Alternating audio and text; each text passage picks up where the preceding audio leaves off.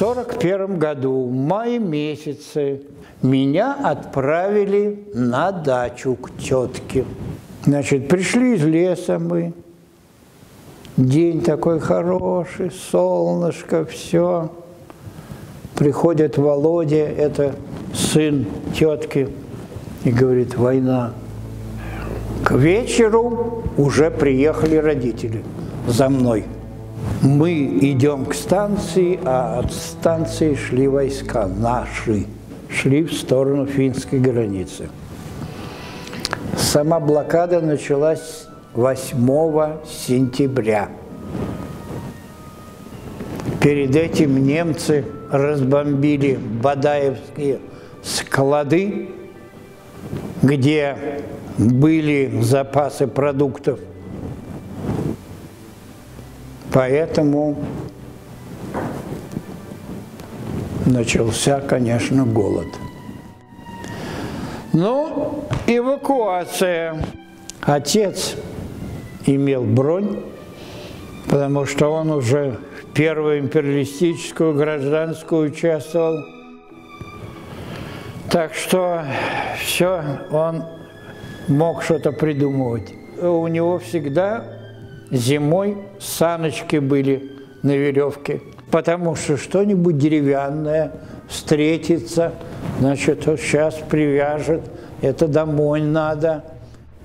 Значит, один раз привез на своих этих саночках кости какие-то с помойки.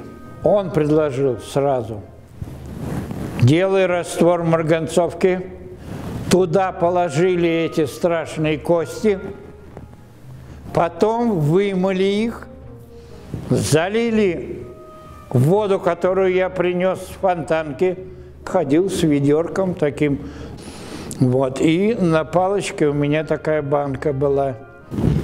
Ну, в общем, залили это все водой, и 2 суток на буржуйке это все кипело. До такого состояния, что кости стали мягкие. И мы с удовольствием ели эти кости. Потом у него были, значит, командировки. Через Ладогу он ездил за семенами. Потому что как только началась весна, вокруг Исаакиевского собора к черту сняли весь асфальт и сделали грядки. И посеять надо было что-то. Мама была в положении.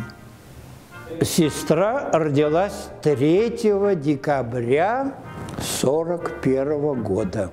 И поскольку человек у нас родившийся был, но совсем маленький еще, в мои обязанности входило, во-первых, дойти до молочной кухни.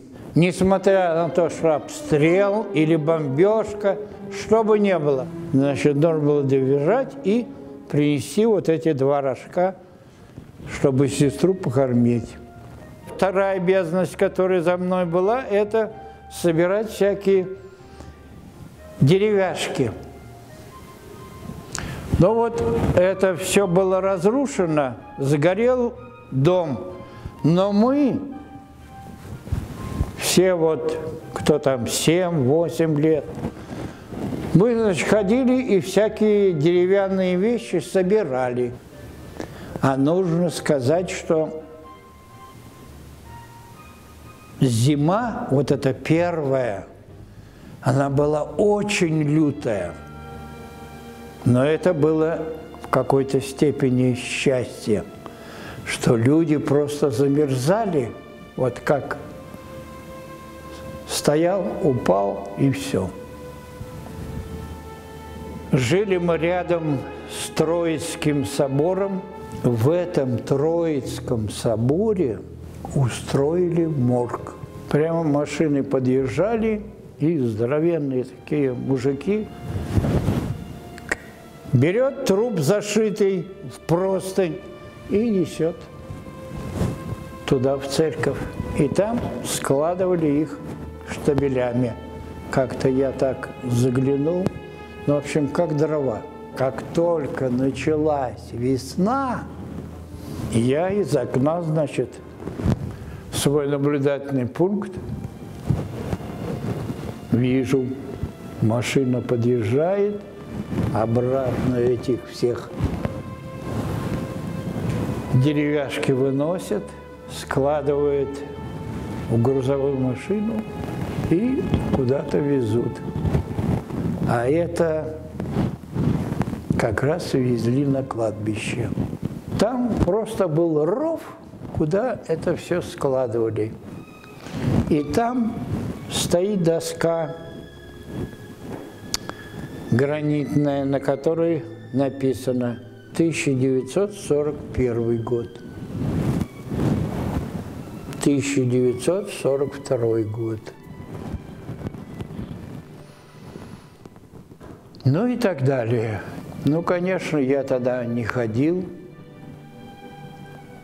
а первый раз я пришел с венграми, которых я привез. Значит, мы пошли на Пискаревское кладбище. И вот там, конечно, истерика просто.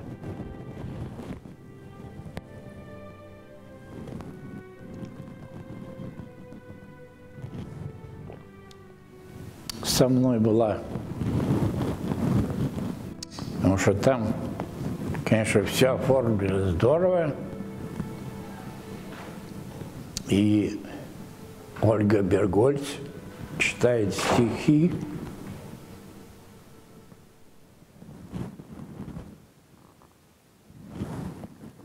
Вознаменование полной победы над Германией.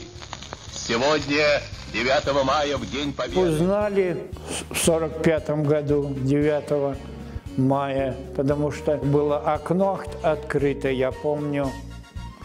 Чего-то какой-то шум с улицы, такое веселье какое-то. Значит, а это уже объявили.